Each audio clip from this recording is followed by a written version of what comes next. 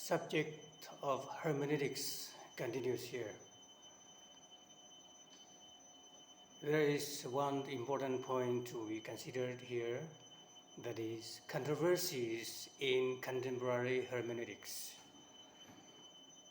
Number one, validity in interpretation. Validity in interpretation. The question here is whether there is only one valid meaning in a passage, or there can be multiple meanings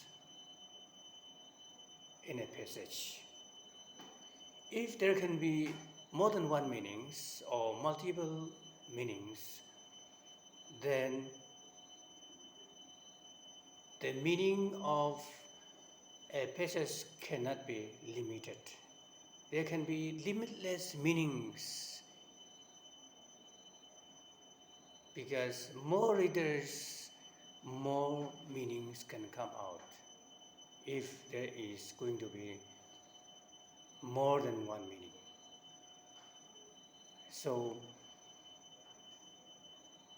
we need to ask first what God intended this passage to mean or to convey to the people, rather than asking what this passage means to me or to you.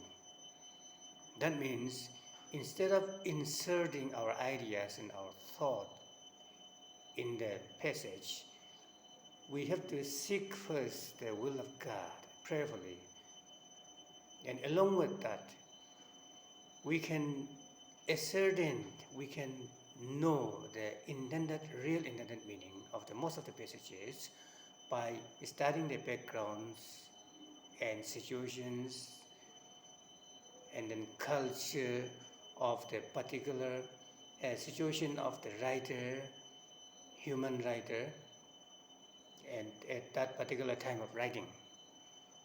By those studies, we may come to the point of the real intended meaning of God in the passage. Second point is double authorship.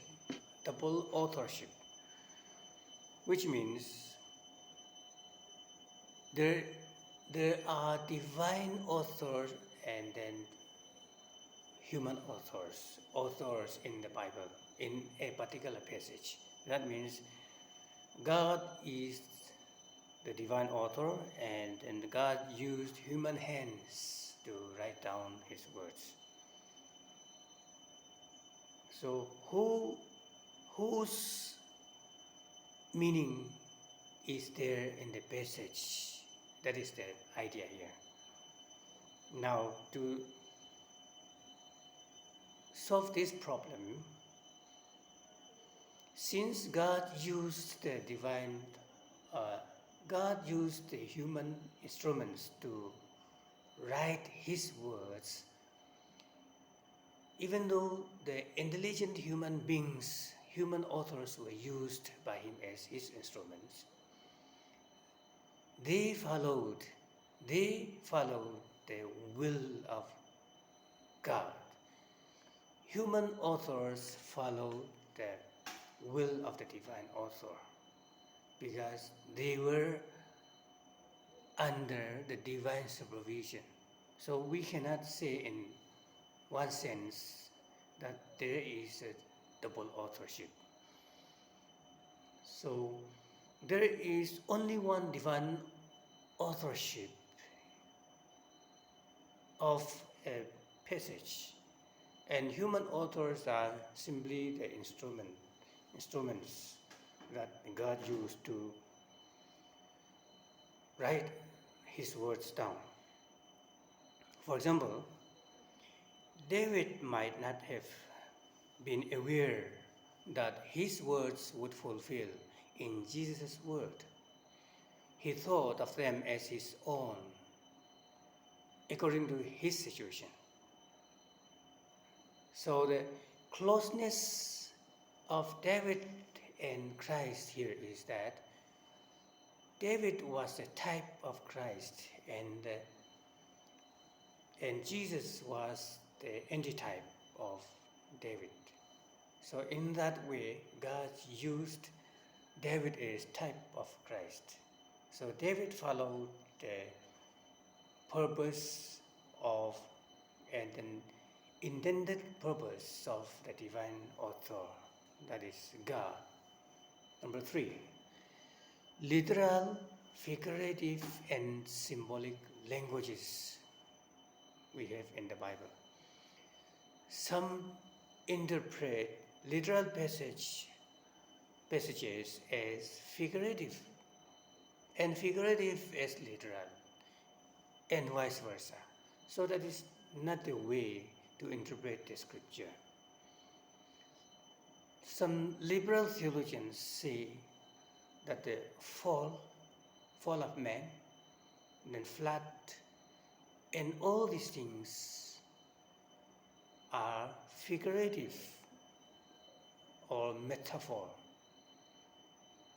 So if we take, for example, fall as a metaphor, flood as a metaphor, then there is no root, no meaning in the biblical account itself.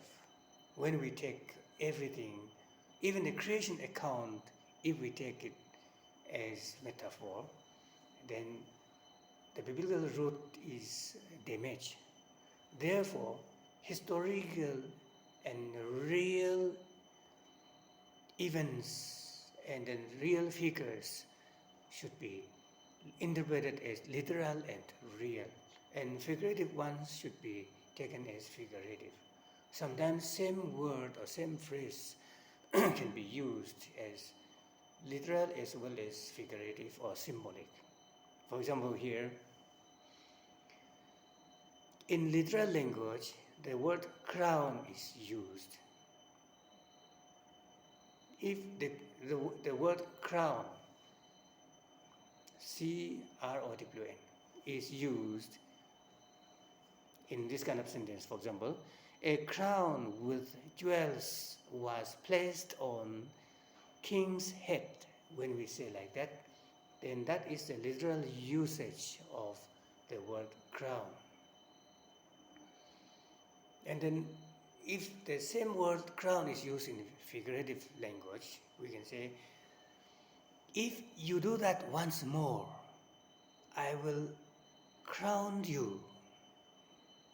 That means I will punish you or I will reward you. So that is a figurative language usage. And then third one is, if we use that crown in a symbolic way, as we have in the Revelation 12:1, a great wonder appeared in heaven. A woman clothed in a sun with the moon under her feet and a crown on her head. So that crown in the Revelation 12:1 is symbolic. So we have to be careful to interpret them wherever they are used. We need to know whether the word is used figuratively, literally, or symbolically, so that we may convey the right meaning to the listeners, and we may also understand the right meaning for ourselves.